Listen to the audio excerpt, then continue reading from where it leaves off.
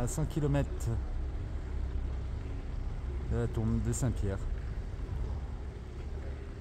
Bonjour, bonjour. Eh ben, c'est bientôt 10 h. On part un peu plus tard ce matin. On fait une petite étape aujourd'hui, direction Viterbo. 18 km.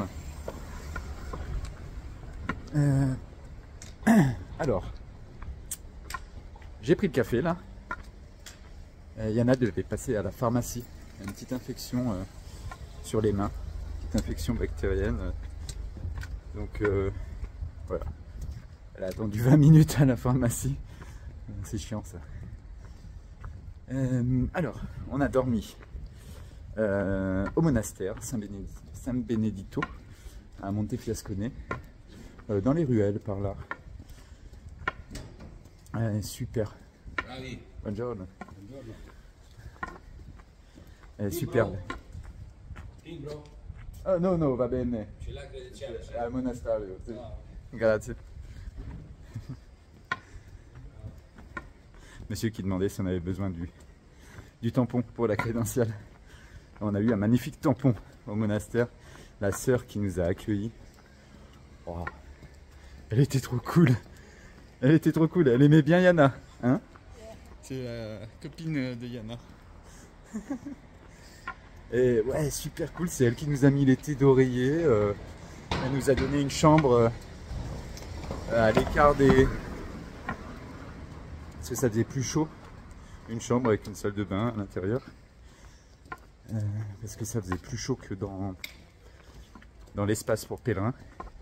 Et il y a de la place hein, là-bas. Donc on est arrivé à 5 h hier soir. Et elle fait ah mais là on va entamer la prière. Elle voulait venir avec nous. On est allé dans l'église du monastère. Et on a assisté aux vêpres. Et après, ben, elle nous a amené à la chambre. Enfin, elle était cool, elle était trop dynamique, trop marrante, ouais. Ouais, super sympa. Ils nous ont proposé le dîner. Mais nous, on avait déjà mangé. Donc là, on reprend le chemin de Compostelle. J'allais dire chemin de Compostelle, la Via Francigena, qui traverse la vieille ville de Montefiascone. Et ça fait toujours aussi froid. J'ai les mains gelées, les pieds froids. Il y a du soleil, mais là, on est dans les ruelles. Et au soleil, en fait, dès qu'on s'en va des ruelles, il y a un vent froid.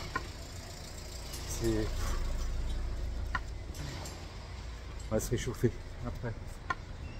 Bon bah allez, on va visiter un petit peu, en passant par la Via Francigena, cette vieille ville de Montefiascone.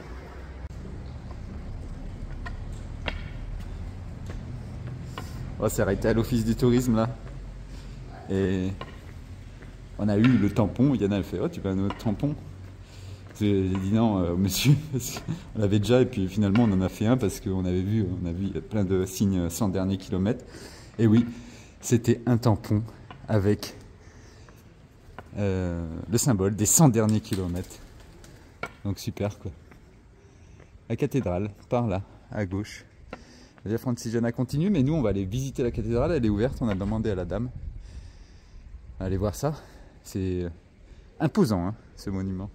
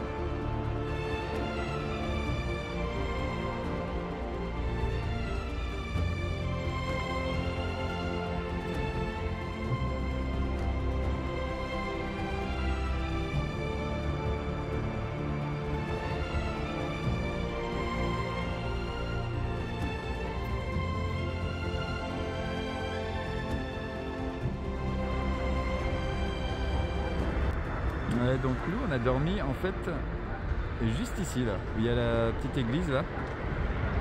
C'est le monastère là-bas. Et là on se trouve devant cette énorme cathédrale. Cathédrale de Santa Margherita. Donc on a regardé, oui c'est le 3e plus large dôme d'Italie. Là on va visiter le sanctuaire qui est juste en dessous.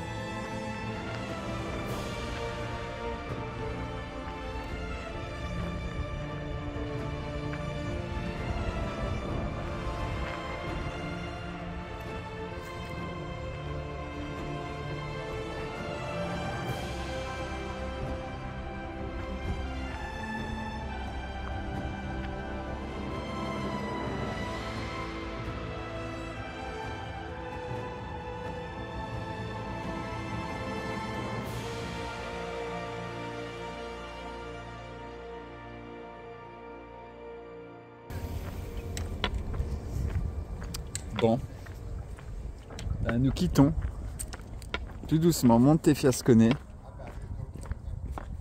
Et quelle claque, franchement quelle claque en haut de cette montagne. Magnifique quoi, magnifique. La cathédrale, le point de vue, là, le belvédère.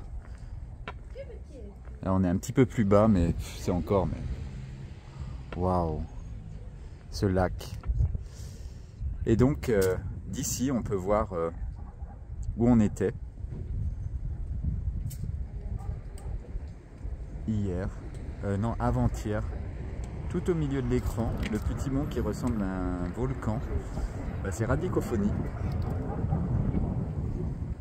On en a fait du chemin depuis 2 jours là, grosse étape, hein. Regardez-moi ça, ça fait plaisir. Bon bah c'est bientôt 11 h là, on a traîné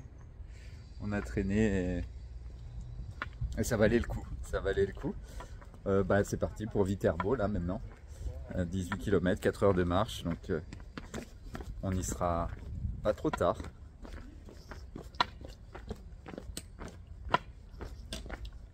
Je suis sous le charme hein, encore. Quand je suis sous le charme, je sais pas quoi dire, j'ai pas les mots. En tout cas, c'était très beau. Allez.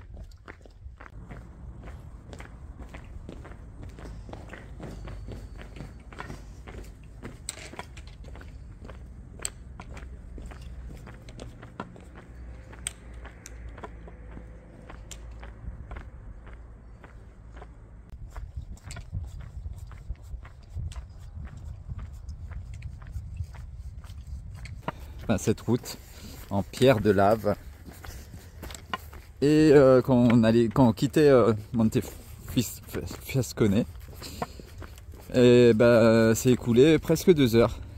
Et on est toujours à la sortie de Montefiascone. On s'est arrêté dans un supermarché, on a mangé en fait. C'était déjà 11 h donc on avait faim. On a acheté à manger pour ce soir aussi. Donc bah, là on a fait 1 kilomètre quoi depuis ce matin. C'est midi et quart là. Mais bon, on est à 3h30 de l'étape officielle. Et donc on dort, j'ai appelé là. On dort dans le couvent ce soir. Au couvent de Viterbo. Je sais même plus. Viterbo, voilà.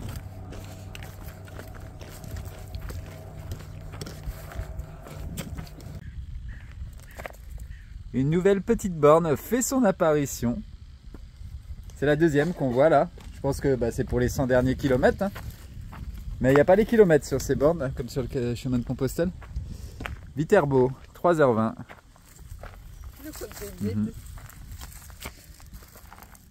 Walking Dab. Yeah. 8h. Vetrala, c'est l'étape de demain. Officielle, mais nous on ira plus loin demain.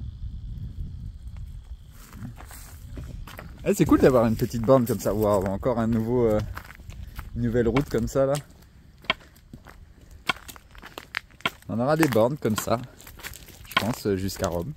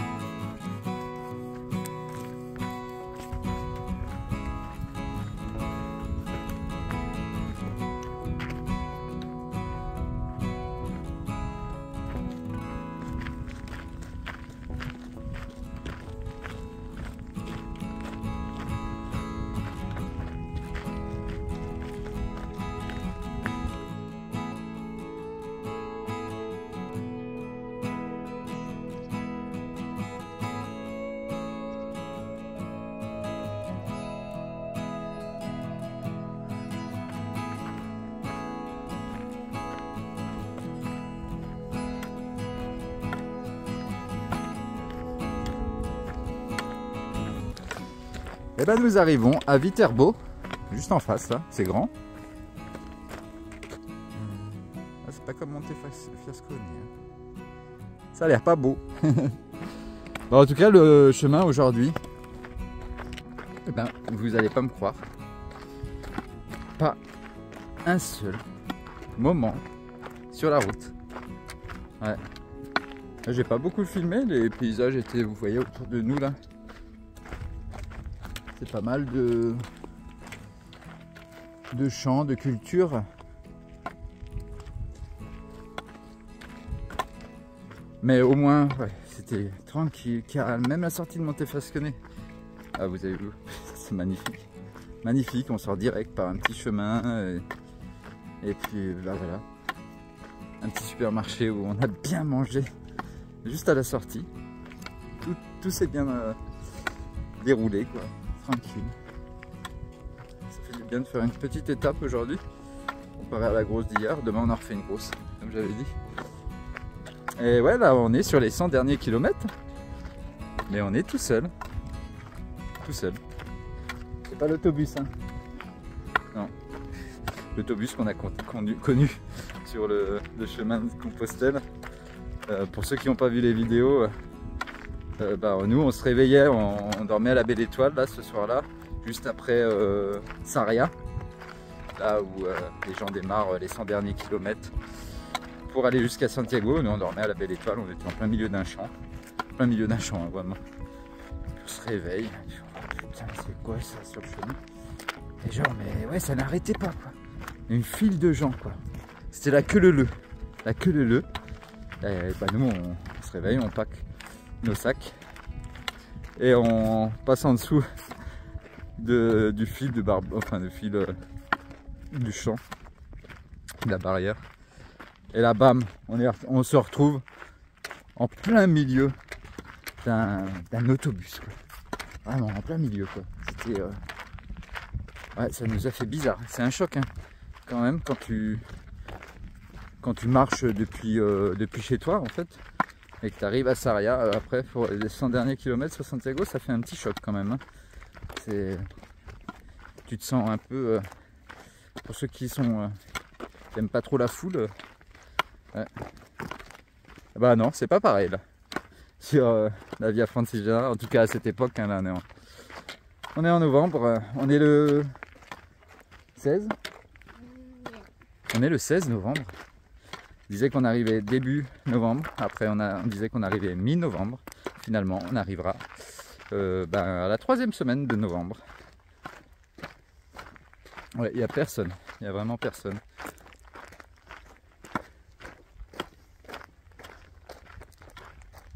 Bon allez, plus que 2-3 km là, et puis on va arriver à Viterbo.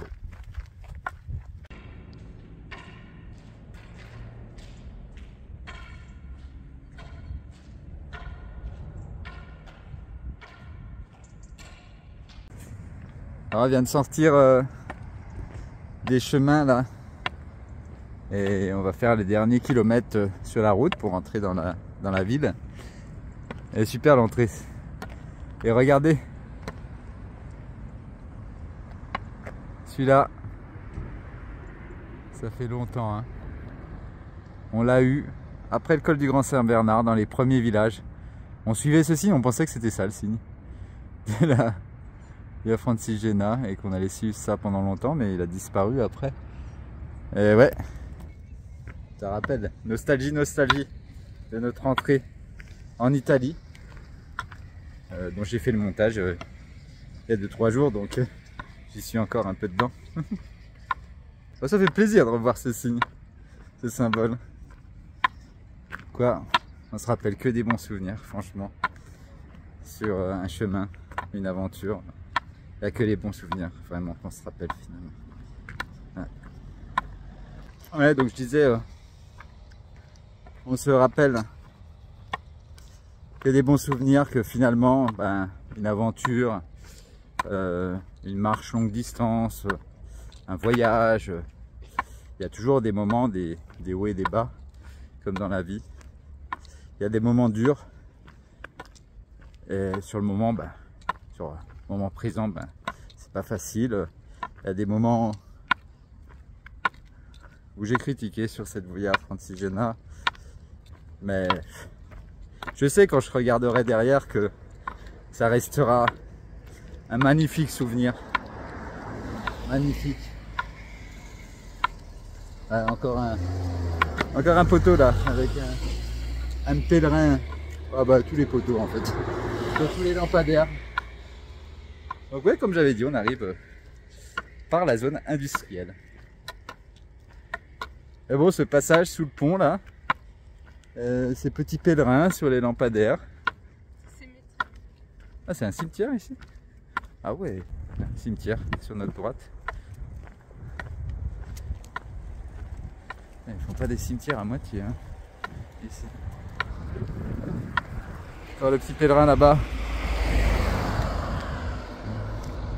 Donc la Via Francigena, je sais que quand on arrivera à Rome, et même, enfin, après Rome plutôt, et malgré les moments durs qu'on a eu sur cette Via, on a eu des moments très durs de démotivation, de trop de bruit, ouais, un ras-le-bol, et un petit peu les trucs qui s'enchaînaient, et puis tu rajoutes le bruit, plus les paysages pas top, plus la pluie, plus ouais, à un moment c'est normal qu'on en ait un peu marre, qu'il y a un peu de critique, et puis finalement c'est des bons souvenirs. C'est du bon quoi. Allez, on se dirige vers le centre. Ça fait longtemps qu'on n'a pas pris un verre en terrasse. On prend des cafés, mais un verre, une bière, ou un petit soda, ça fait longtemps, c'est vrai. Donc là, on va en profiter. Et on arrive un peu plus tôt parce qu'ils nous accueillent à partir de 4h30, là c'est 3h30. Et on va aller se faire un petit plaisir, une petite terrasse et profiter du soleil qui va vite se coucher. La Porta di Roma. Et voilà. Alors, petite terrasse, peut-être là-bas.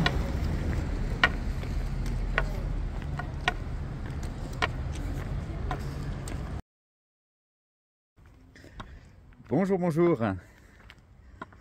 Alors, nous sommes déjà partis de Viterbo, là où on a dormi hier soir. On nous a accueillis encore avec un grand sourire. On nous a encore donné une chambre avec une salle de bain à l'intérieur. Les accueils Donativo sont très bien depuis quelques jours, super, franchement. On a déjà fait bientôt 8 km. Là on est sur le Camino, on est sur la Via Francigena. Il y avait deux choix ce matin, soit prendre la version la plus courte pour aller à Vertala, 16 km ou 23 km. Nous on a pris la version la plus longue, mais après on quitte la Via Francigena, on a décidé qu'on allait monter un petit peu plus haut là, pour peut-être avoir un vue sur un petit lac.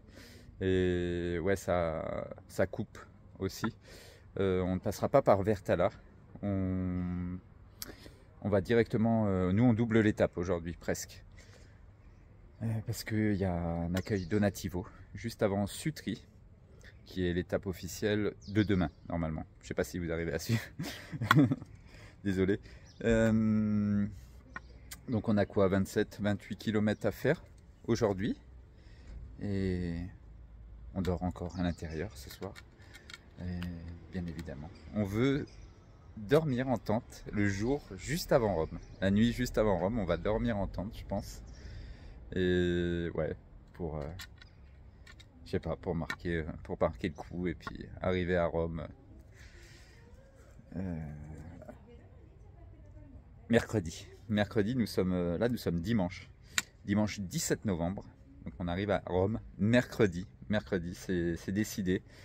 Je vais appeler le Donativo à Rome qui va nous accueillir pendant quelques jours, je pense, où on prendra peut-être, ça dépend s'il est ouvert, on prendra peut-être une petite chambre, un truc pas cher à Rome aussi, parce qu'on veut y rester quand même 4-5 jours à Rome pour visiter. Ça mérite le coup d'œil, je pense. Donc voilà, Yana est dans l'église là. Elle est allée visiter, je ne peux pas aller encore voir. Je vais aller voir, on est à San Martino ici. Et après, là ça grimpe depuis ce matin. Après on entame l'ascension qui va jusque... c'est un lac aussi volcanique, hein. C'est un tout petit lac, c'est le deuxième lac. Après il y aura un troisième lac avant Rome. Normalement on n'a pas la vue sur le lac, hein, depuis le Camino. Nous on va sûrement la voir là-haut. Pas sûr, à voir après. Ok, donc c'est parti pour cette nouvelle journée sur où on invente un peu notre chemin aujourd'hui, hein, quand même. Moitié Via Francigena, moitié improvisation.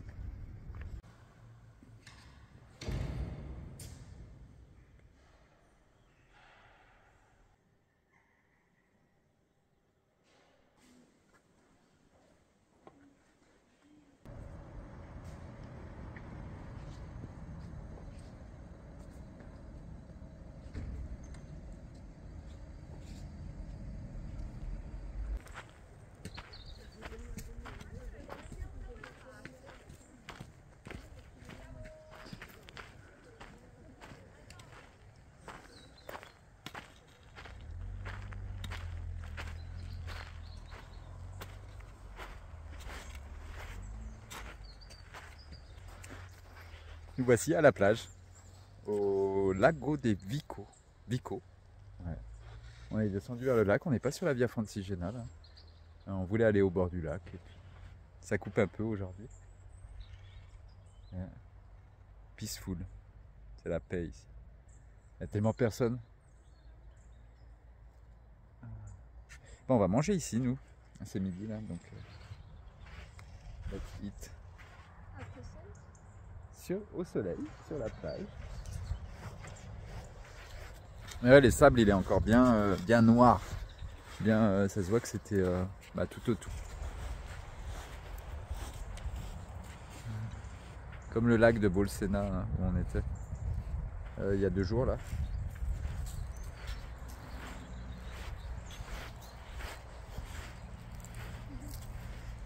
Ouais. On va goûter l'eau quand même. Ouais, elle est un peu fraîche, mais ça va. On a connu plus froid dans les Alpes quand même.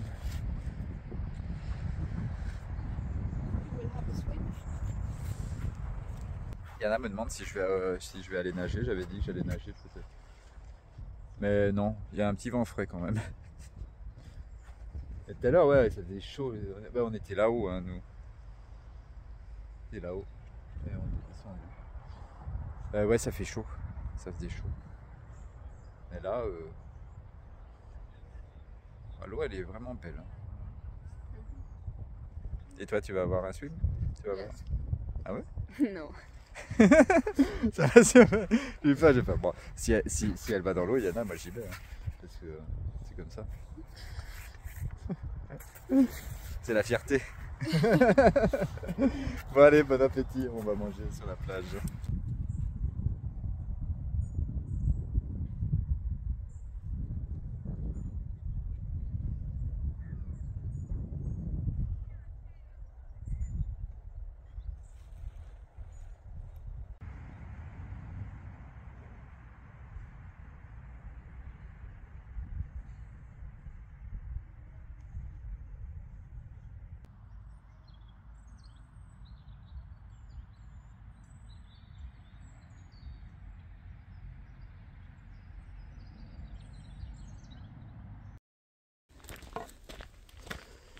En plein milieu des cultures de noisetiers, depuis quelques kilomètres. Voilà. Il y a tellement de... Ouais, fini la Toscane et ses oliviers. Maintenant c'est les noisetiers. Bah là on arrive bientôt à Capranica. On s'arrête ce soir. Donc on a presque doublé l'étape jusqu'à Sutri. Et ce soir, donc j'ai appelé ce matin là. On va dormir dans un donativo. Un donativo qui fait partie de l'association. On avait eu cette information qu'on avait dormi un peu dans les Apennins. Et donc c'est des anciens pèlerins en fait. C'est tous des anciens pèlerins qui accueillent chez eux ou par l'intermédiaire d'associations aussi, enfin de la Via Francigena. Là je pense que c'est des particuliers, je crois, qui nous accueillent ce soir. Et donc il y a le dîner. On va manger avec eux. Ça va être bon, je pense. Il m'a demandé si on mangeait de tout. J'ai dit oui, on mange tout. Ah, ça va faire du bien. C'est comme dans les Apennins là. Dans les Apennins on s'y attendait pas en fait. Donc on arrivait, et boum, on avait froid. On était tout transpirant. On arrive dans une maison. Il a chauffé, enfin vraiment magnifique. Et on s'y attendait pas, donc c'était magique quoi. Là, on s'y attend un petit peu, mais je pense qu'on va avoir une bonne conversation, une bonne discussion, une bonne soirée en perspective.